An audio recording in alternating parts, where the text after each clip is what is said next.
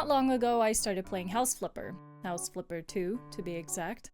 As the name implies, it's a game where you take old houses and give them a fresh coat of paint. Figuratively and literally. You sell old furniture, buy new items for house owners, you repair damage done to the house, even paint and change the flooring. Or at least, you get to that point slowly as you progress the main story. In the beginning, though, all you really do is clean people's houses.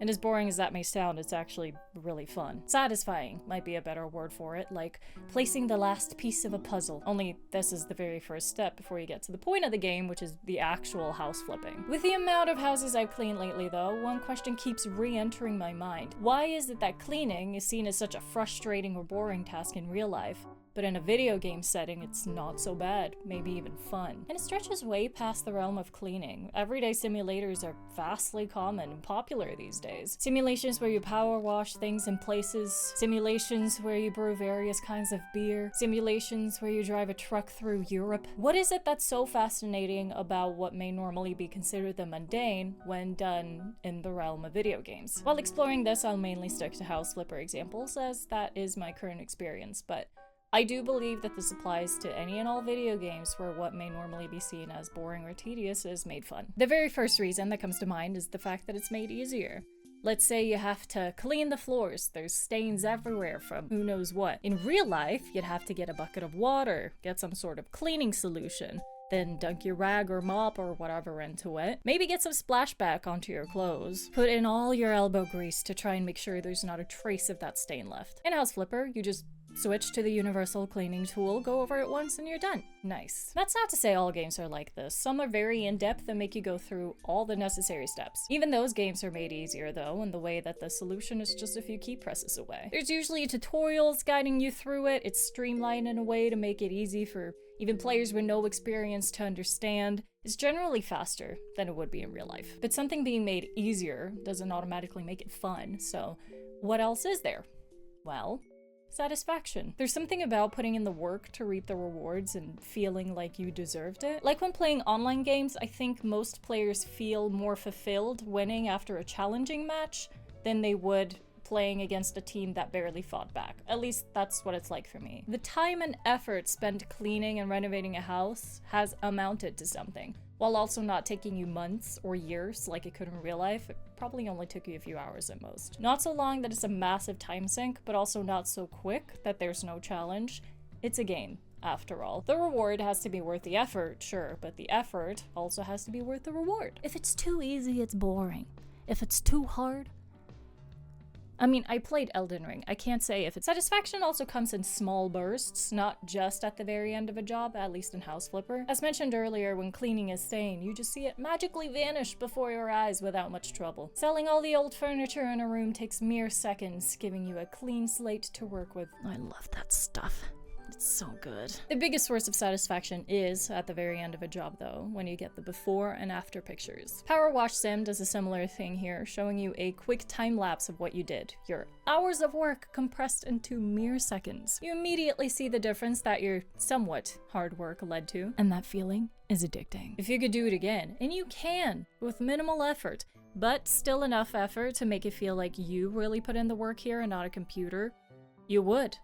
And so, you do. The thing is, you also have the means to. Every job completed is a guaranteed reward. In real life, you might struggle to sell your house for a price that you find is worth your time and effort, or you might not even have the funds to do this sort of job in the first place. In games like these though, there will always be guaranteed money at the end, provided you do a decent job, but it's really hard not to. In House Flipper, when you complete certain jobs for clients, there's a 3-star rating to hit. This is an easy bar to reach, provided you do everything the client asks, and all of this is laid out to you. You're told exactly what furniture to replace, what areas to repaint, in what color, so on and so forth. In a study by Sailor, Hense, Mayr, and Mandl, it was examined how gamification, which is applying game elements in other contexts, can motivate people doing certain activities. One of the aspects they explored was the need for competence, which refers to feelings of efficiency and success while interacting with and influencing an environment. And the humans strive to feel competent. We like feeling smart. In the study, they used badges, leaderboards, and performance graphs to communicate the success of a player's actions. Turns out, players who received this form of feedback had significantly higher levels of competence need satisfaction than those without it. Basically,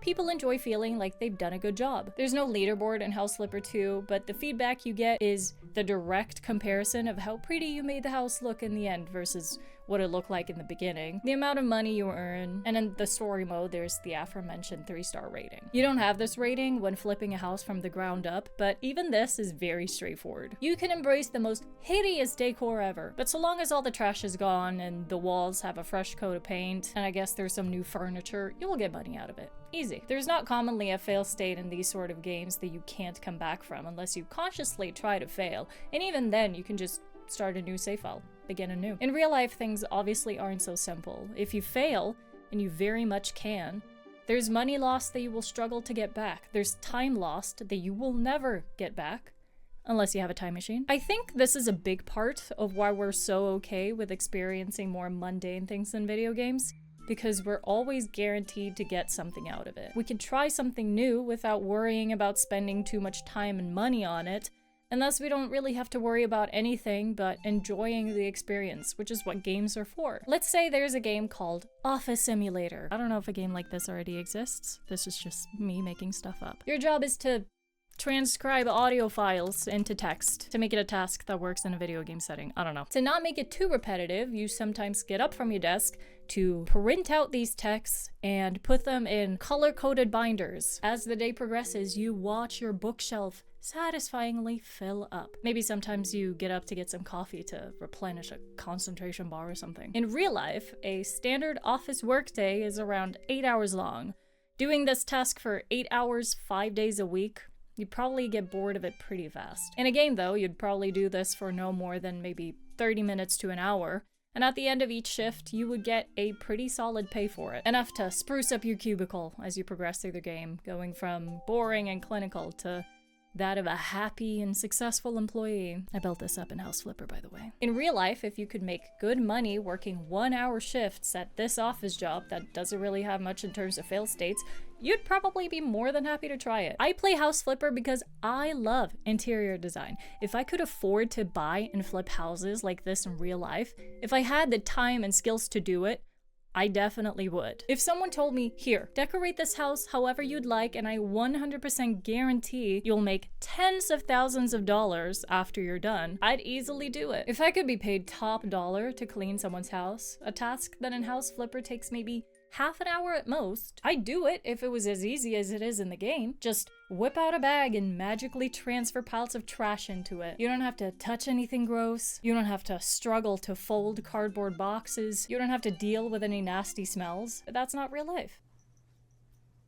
Coco is in House Flipper! At the end of the day, games are made to be enjoyed, even the ones that have us perform tasks that may not normally seem like fun, like cleaning. If they weren't fun or rewarding, no one would play them. These games can't be fully realistic, because if they were, the cost would be too high for people to give it a chance, if not in terms of money, then in terms of time. It would be too hard, because not everyone has the necessary skills or knowledge to replace flooring, or cultivate certain crops, or whatever task you have to successfully complete. Our need for competence wouldn't be easily fulfilled. The way things are now though, and as always through games, we get to try something new, but in a safe and relaxed environment, with a goal of simply gaining some satisfaction. It's for fun, there's no pressure, and you always know what you're getting in the end, which is a moment of low-stakes entertainment.